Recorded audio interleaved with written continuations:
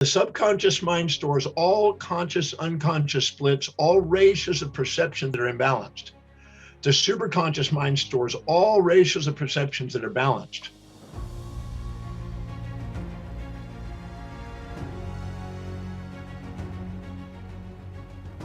That's a topic that you probably have run around in your head. How do I reprogram my mind? But let's take it and go down the rabbit hole with it. Every time you get a stimulus from the outside world, you experience that through what are called receptors. You have eyesight receptors, audio receptors, smell receptors, taste receptors, tactile feeling receptors. In fact, you have many, many other receptors, temperature receptors, pain receptors, pressure receptors.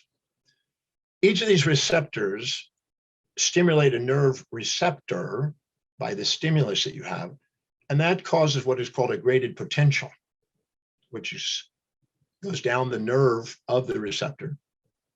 And if it hits a certain threshold, it gets into an action potential and stimulates another nerve, and a cascading series of nerves go into the spinal cord and up the brain and into the higher areas or lower areas, depending on the threshold.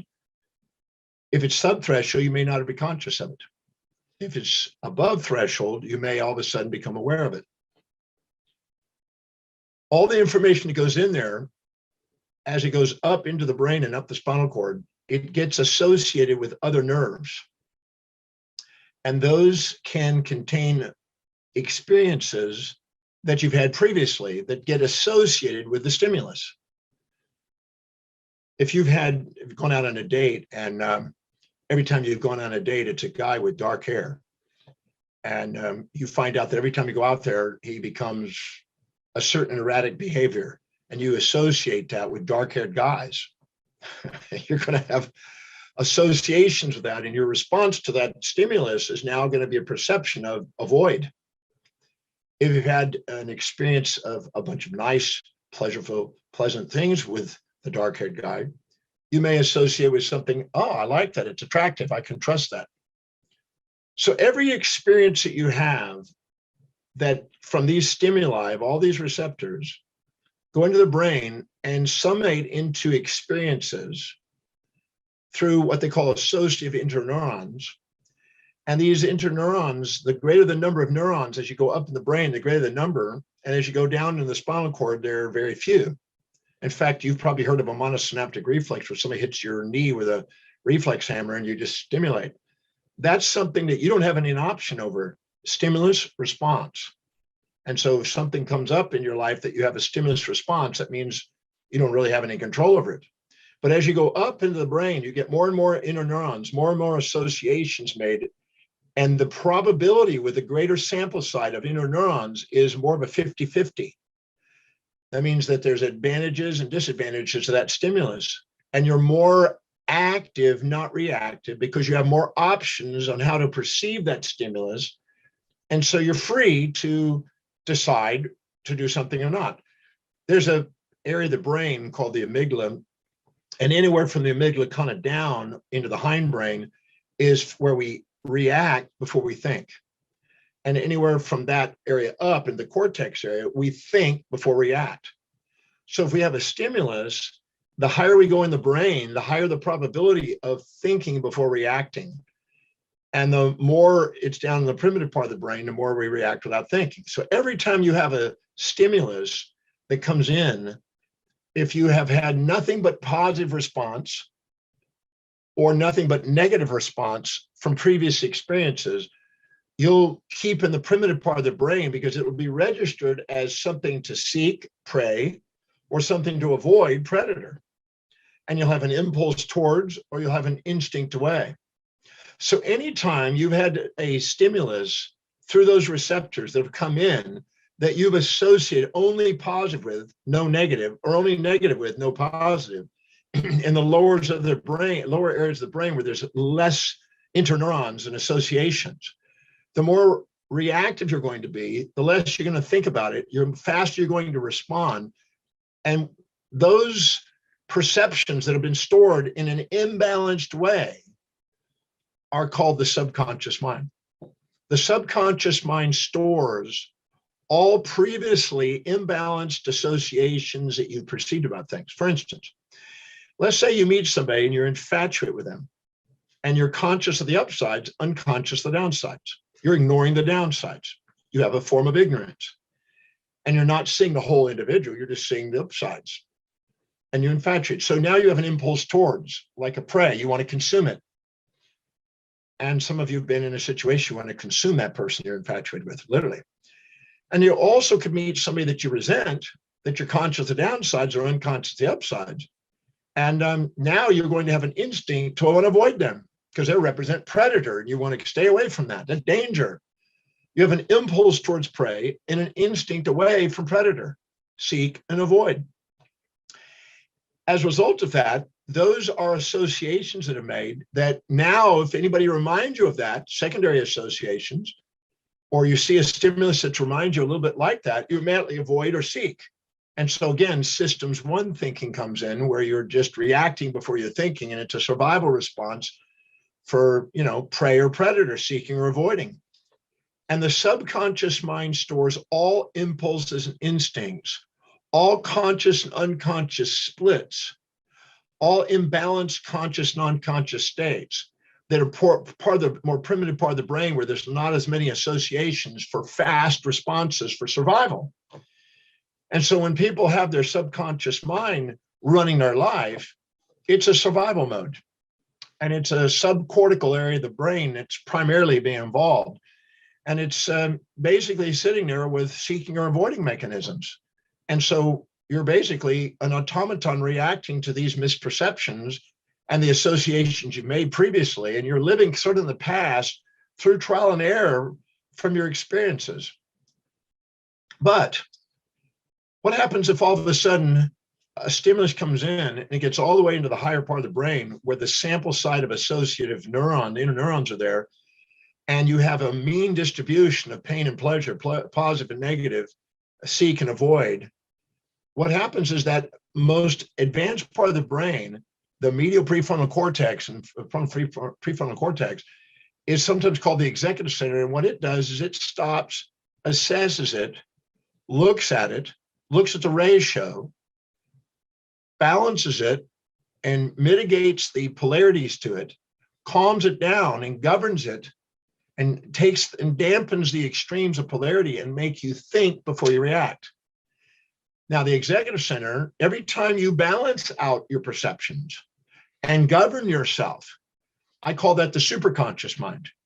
You have the subconscious mind, which is systems one thinking, where you're emotional and you're reacting before thinking, and the superconscious mind, sometimes called the transcendental mind, or the spiritual conscious mind, it's got many names, or the advanced part of the brain, forebrain, where you're now having a mean distribution of positive and negative associations because of all the neurons and all the experiences, and they've been balanced over time. Because in your life, you have events in your life you think are terrible, and then a day, a week, a month, a year, 5 years later, you find out, oh, there's some terrific in it. And there's things you think is terrible, and then are terrific, and then you find out over a day, week, month, a year, you find out some downsides to it. And so you accumulate in the highest part of the brain where the most amount of associative interneurons are, you accumulate a balanced orientation, the mean distribution of polarities. And so therefore you are able to objectively perceive something instead of subjectively bias things with an opinion and a quick response. For survival, you need that quick response, but for thrival, you don't. If you want to master your life, the survival mentality is not where it's at, because the external world is going to keep running you. All stimuli are going to run you. You're going to be extrinsically driven, and you'll be an automaton reacting to all these stimuli out there that you don't have much balanced view of. The subconscious mind stores all conscious, unconscious splits, all ratios of perception that are imbalanced. The superconscious mind stores all ratios of perceptions that are balanced. So love and wisdom, philosophia, the love of wisdom, the wisdom of love, are in the forebrain. And you might say ignorance, phobias and philias, fantasies and nightmares, pleasures and pains, seeking and avoiding mechanisms which are extrinsically driven, are in the lower parts of the body, mainly in the amygdala down into the hindbrain and spinal cord. So if something is really black or white and it's just terrible, absolutely bad, your brain is going to fire off and you're going to react before you can think. We've all been infatuated with somebody, really infatuated, and found ourselves not able to govern ourselves and did things we went, oop, didn't expect that tonight. Or been highly resentful and got into rage reactions and really reacted and couldn't govern yourself. That's the subconscious mind running around. The superconscious mind is stable. It's not volatile. It's poised and balanced, not vicissitude, not going all over the place with emotional reactions. It's objective, not subjective. It sees both sides, not one side. It has relativity instead of absolutes. The gradation, we have a gradation like a dimmer switch that from the higher part of the brain, it dims down and governs it. If you were to stimulate a nerve reflex and the advanced part of the brain was not governing down all the way down below, you'd get a spastic reflex called Babinski reflex.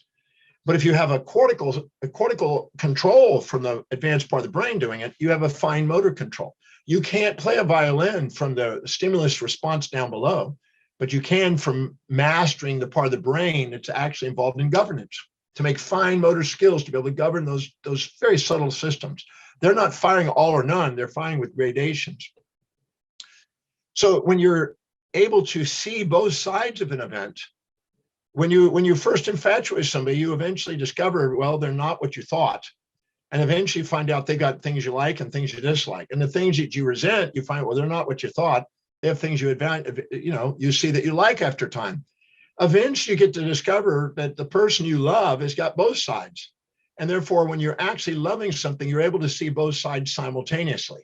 Wilhelm Wundt, who is the father of experimental science around 130 years ago, said simultaneous contrast gets the executive center and the superconscious awareness. Sequential contrast, we're oscillating between emotions and going through a gyration like a bipolar response, is when you're in systems one thinking, you're emotional responding, and you're in survival. Now, most people don't want to live in survival unless there's a real emergency. Then thank God you got that kind of response. I'm very grateful I have that ability to do that. If a truck's about to hit me, or I'm about to get thrown from a horse or something, you need to be able to react and respond quickly. Or if somebody comes and bee's about to sting you, or a snake's about to bite you or something, you need those responses. But 99% of our life, 99.9% of our life is not that extreme. And so we want to live in our executive center and be reasonable and take command. When you live in your executive center, you're the master of your destiny. You're living by design. You're choosing what you're going to do. You mitigate the risk and rewards, and you see both of them simultaneously. But if you're not, you're reacting. And most people are highly reactive. And they meet somebody, and when you go shopping, if you don't have an agenda and a pre-planned agenda with foresight, you're going to impulse buy, because you're going to have salespeople trying to stimulate you and get you to be responded. The mass media is constantly bombarding you with extremes of polarities in order to get you to respond. Politicians, religious leaders are trying to get you to respond with heaven or hell or pleasure or pain or peace and war, the polarities. And as long as you are vulnerable to that, then you're an automaton reacting to people outside you. And any area of your life you're not governing in yourself, other people are running. Any area of your life you don't take command and empower by having both sides. That's what I mean by empowerment. You're going to be run by somebody else. If you're infatuated with somebody and you put them on a pedestal, you'll minimize yourself. You're too humble to admit what you see in them is inside you. And so you're disowning a part. That's a disempowerment. If you're resenting somebody and you exaggerate yourself and you're too proud to admit what you see in them is inside you, you got a disown part, a disempowerment. Anytime you disown parts and judge somebody, your impulses and instincts, your amygdala, your hindbrain are all going to fire off, and you're going to be in survival mode. Your autonomic nervous system is going to be into eating and rest and digest or fight or flight responses. And the more polarized you are, the more infatuated you are, the more you fear it's lost. The more resentful you are to something, the more you fear it's gained. The more you live in fear and distress. There's only two forms of fears and distresses in your life: the fear of loss of that which you seek, and the fear of gain of that which you're trying to avoid. Every fear that you ever faced is one of those. And so when you're in survival one mode and you're emotionally reacting and you're letting the stimulus outside you, you have an evoked potential, not an actualized spontaneous potential where you're actually thinking and planning yourself. So that's what happens when you're in the, you might say, systems one thinking. You're fast responding for survival, but you're basically not in governance of your life. And so your misperceptions of all those lopsided perceptions are running your life. But if you balance out those perceptions, you automatically bring blood glucose NOx up into the forebrain. If you live by highest priority, what's been found is that everybody's got a hierarchy of values. Whenever you're living by your highest priority and you're living by really the most important things in your life, the blood glucose and oxygen goes into the forebrain and stimulus goes up in the forebrain, gets associated, and has more balanced, reasonable responses. And you think before you react, and you're now governed. And you're somebody that people want to be magnetized to be around because you have your life together. Whoever is demonstrating and exemplifying mastery draws and magnetizes people an opportunity to them. But if they're emotionally reacting, watch out. Unpredictability, uncertainty, and people don't like to be around uncertainties and unpredictabilities. It's frightening to sometimes. And they're going to create a chain reaction. Whatever emotions you have, you create chain reactions. If you see extreme, sympathy or extreme anger on television, you can get all engaged in it. It can run you. That's what the media is, what they're trying to do, to get you engaged, to watch their show, to sell commercial time. But if you actually are poised and present and balanced and purposeful, because when you're living by the highest value, you're more objective and neutral, you're purposeful. You have self-governance, self-mastery, and you exemplify what's possible as a human being, and you grow your potential because nothing's missing in your life. You're not too proud or too humble to admit what you see in others inside you.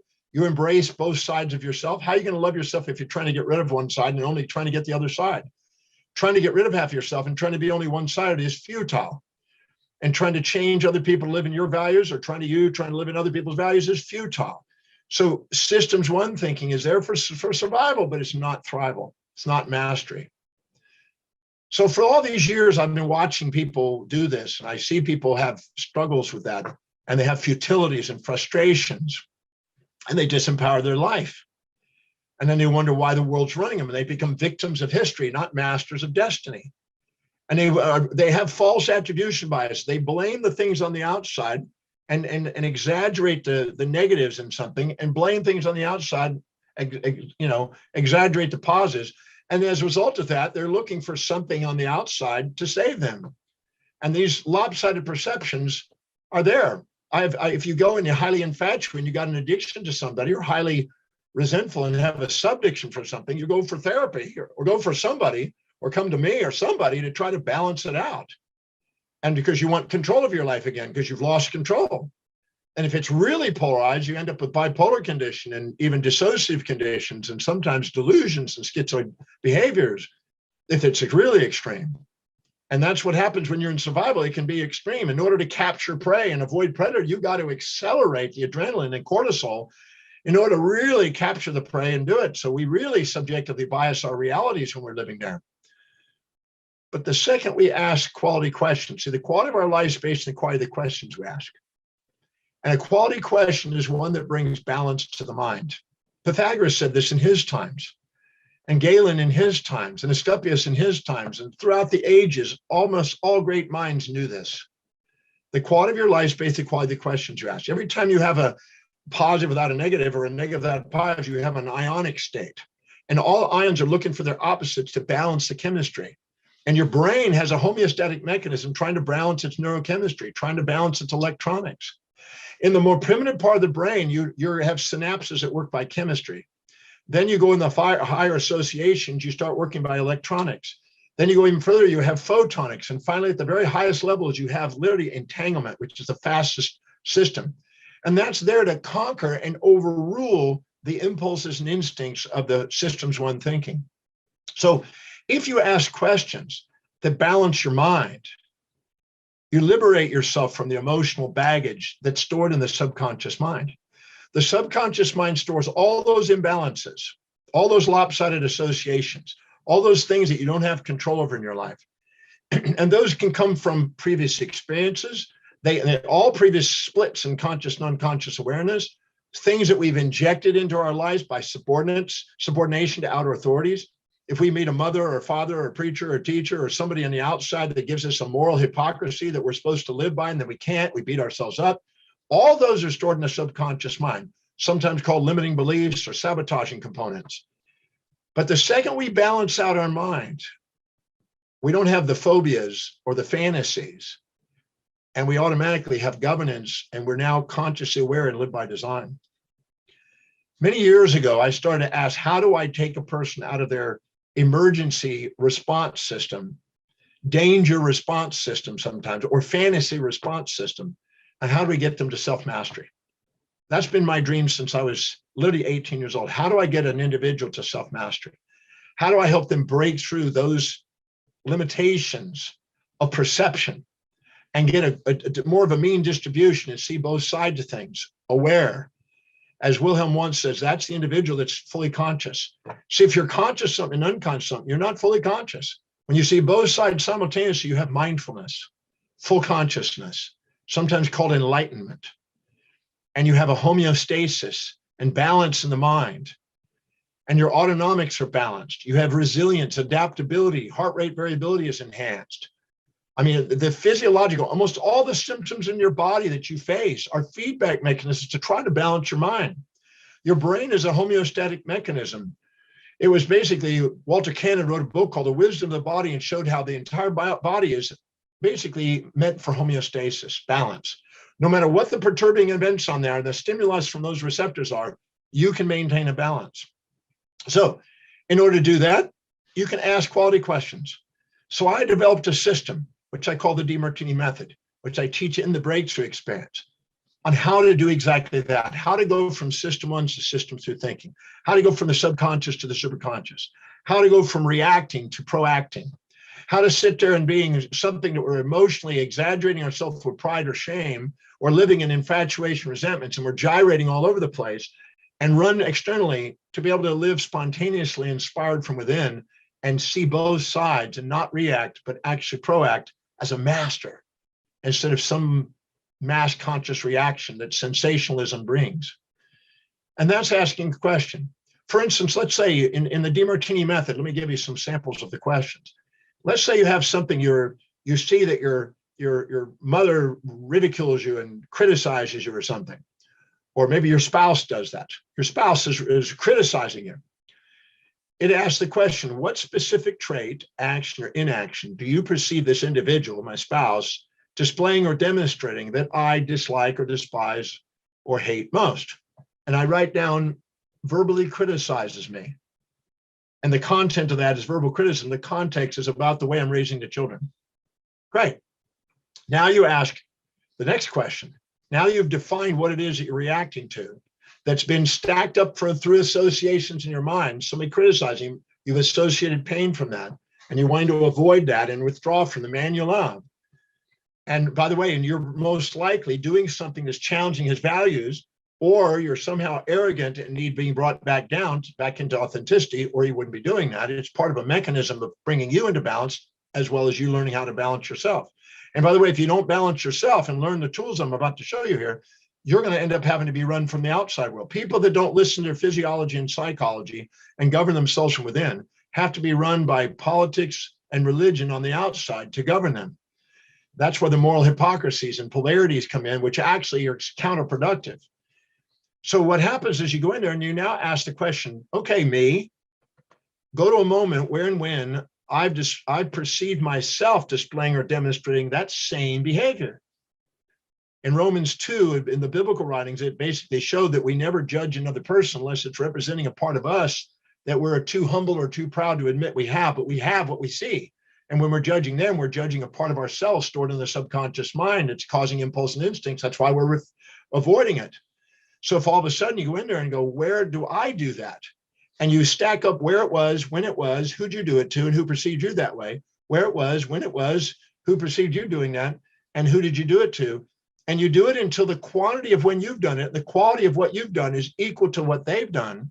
And you level the playing field, and you no longer have them down on this pit and you up on this pride mode, but you kind of bring your pride down because, oh my God, I've done that. I've done the same thing. Who am I to judge them? And all of a sudden I realize, I've done the same thing. It calms down the reaction. It takes you out of the amygdala and the hindbrain and puts you back in the executive center. Then if you go and ask the question, go to a moment where and when you perceive this individual displaying or demonstrating this behavior, this verbal criticism about the way I'm raising the children. And now ask the question, at that moment when they verbally criticize me, and from that moment till now, what are the benefits of their verbal criticism? At first, you're going to say, no, there is none, because of those memories in your past stored in your subconscious mind. You're going to protect yourself. And so you're going to subjectively bias it and not look objectively and see the upsides to it. And as long as you're seeing the downsides, no upsides, you don't have a balanced mind. You're not mindful, and you're going to react instead of act. So then if you go in there and ask, so what are the benefits to that? Oh, let's make me stop and look at what I'm doing. Am I over nurturing the kids? Am I over supporting them? Am I making them dependent? Am I doing too much for them? Am I robbing them of accountability and responsibility? Maybe what that person, my husband, is saying has actually got some merit to it. Am I justifying my wounds from my past, and I'm overcompensating because I didn't see my mommy there, and so I want to make sure I'm there for him, and I'm now smothering the kid? And maybe my husband is playing the balancing act, an androgynous balancing out to make sure I don't. And I stop and I look at the benefits of what's going on, the way I'm raising the kids. Or maybe it's going to make me stop and look at it and goes, no, he's just in his mode that day and he's outletting his pressure. But it allows you to look at it and see the upsides to it. And once the balance of the upsides balance the downsides, there's nothing to react to. And you're immediately back up in your executive center. And you're now functioning. And now you know how to respond to the husband. Thank you for your feedback. I appreciate it. It made me stop and self-reflect. Maybe look at what I was doing, and maybe at times I'm over protecting and nurturing and over supporting them and making them dependent, and I'm robbing them of accountabilities. And other times I realize that, no, you're just reactive. And I'm now learning how to discern which one is which and make sure that I'm more aware, so I'm not reacting to you and judging you, and I'm not reacting and judging me. So thank you. When you see the benefits of that, all of a sudden they're equal to the drawbacks. There is no reaction. You got an executive function. You got systems 2 firing away, and now you're thinking before you react.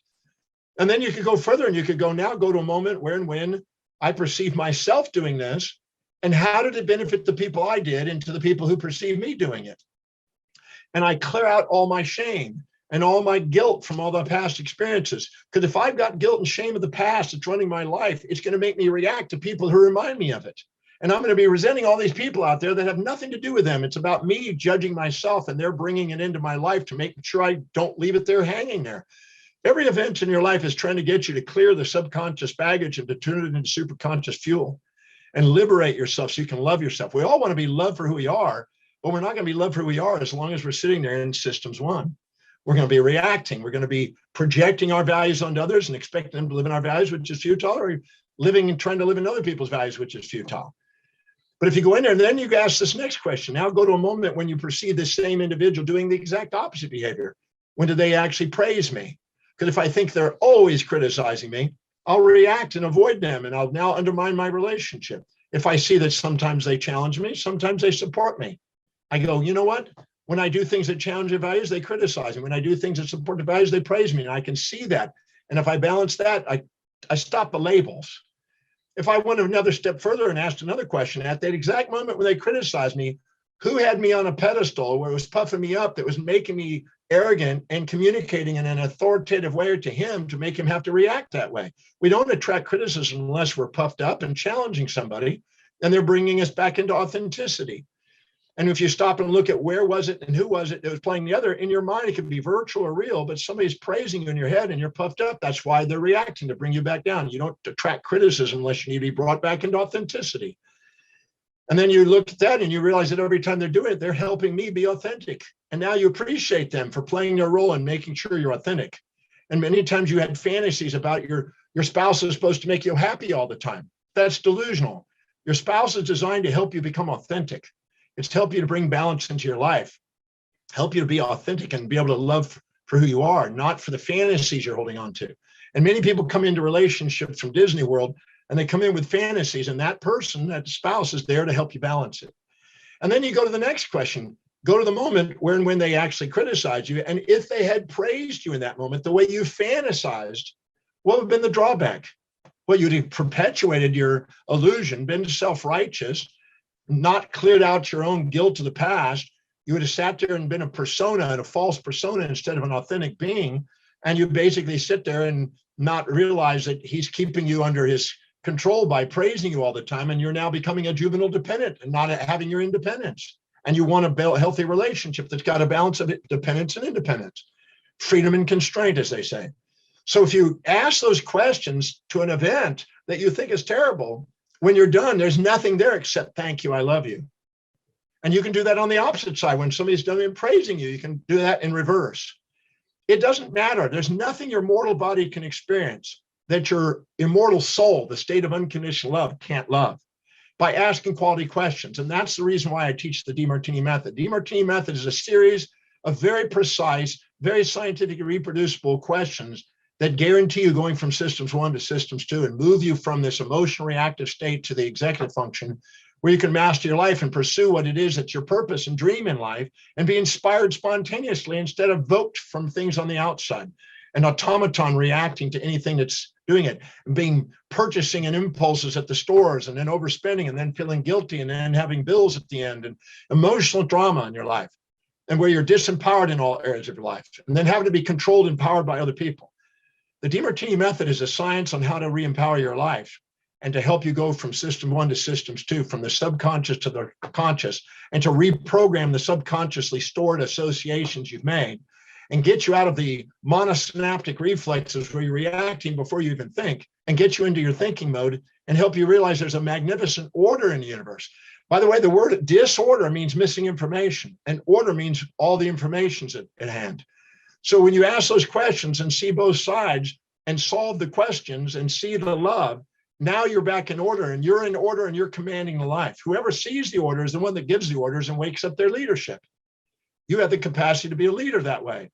I'm in the breakthrough experience where I teach the Demartini method, and I teach about values on how to live by priority and how to delegate lower priority things where you decrease the probability of causing these reactions, and you live more masterfully, and you use the tool on anything that causes emotional reaction. So you stabilize yourself. You move in the path of mastery, and it teaches you how. And doing the method, you can take people off pedestals and out of pits, because as long as you put people on pedestals, you're going to inject their values. As long as you put them in pits, you're going to project your values, and you're going to be caught in subjective biases all day long. There's no reason for that. You can come to the breakthrough experience, learn the Demartini method, learn how to prioritize your life and determine your values and live by priority and expand your game. And that's why I want people to do the breakthrough experience, because I know what I'm describing here is where I teach people how to transform that systems 1 to systems 2, that subconscious to superconscious.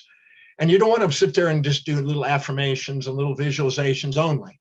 You know, some people have a fantasy that if they say something that's positive all the time, they're going to end up being always positive. Well, I guarantee you that's not going to last, and it's not as powerful. But articulating specific balanced terminologies and balanced visions that do, which I teach in the breakthrough experience, and how to do that does have power. But you have to be objective and not set up fantasy yourself. People set up these fantasy ideas about how to change their subconscious mind that are transient at best and aren't really real. I'm interested in helping you master how your brain works, master how your life works, so you can master your mind, so you can master your life. That's what I'm interested in. That's why I teach people the Demartini method and the breakthrough experience. That's why I do these little programs every week. So if you're interested in doing that and would like to take your subconscious mind and break through to the superconscious state, which has been called moksha or satori or enlightenment or liberation, it's got many names, or Christ awareness if you're a Christian, or the Buddhist enlightenment, whatever name you want to give it. I just call it an aware state or full conscious mind. If you do, come to the breakthrough experience. I can help you master your mind and master your life. I've got all kinds of proven demonstratable tools that I've taught people. I've taught it for 33 and a half years. I've taught it 1,148 times. And I know it can make a difference in your life. I've asked people at the end of the program, how many of you learned something this weekend? Because it's a weekend, 2-day program. How many of you learned something this weekend? You could have gone your whole life and not learned if you hadn't been here. Every hand goes up. Every hand goes up each weekend. I promise you something that's not something you just get anywhere at the store or even in other seminars. It's something that I'm certain, it's my 50 years of research summarized and condensed down into something you can distill down that you can use the rest of your life. You will use this method, the Demartini method, from now on. And the information there will be priceless, and it'll be lasting. And You don't have to worry about whether it's solid. It will be demonstrated because you're going to do it and experience it firsthand. So come and join me at the Breakthrough Experience. Come learn the Demartini method. Come learn how to transform and take command of your so-called subconscious mind, as it's been called through the ages, and take command of your superconscious state. There's no reason why you can't live an inspired life. And that's what this program's about. That's what I'm dedicated to. And I love helping people do that. So I want to help you do that. So when you come, get ready to work. It's not a rah-rah thing standing on your chairs and singing stuff and that's all that. It's about learning how to master your life. It's practical and it'll be useful, I promise you. So I look forward to seeing you there. I thank you for being with me at this little presentation today. I hope it was mind expanding, and I look forward to next week when I do the next program. But come and join me at the Breakthrough Experience. That way I can help you do something extraordinary with your life.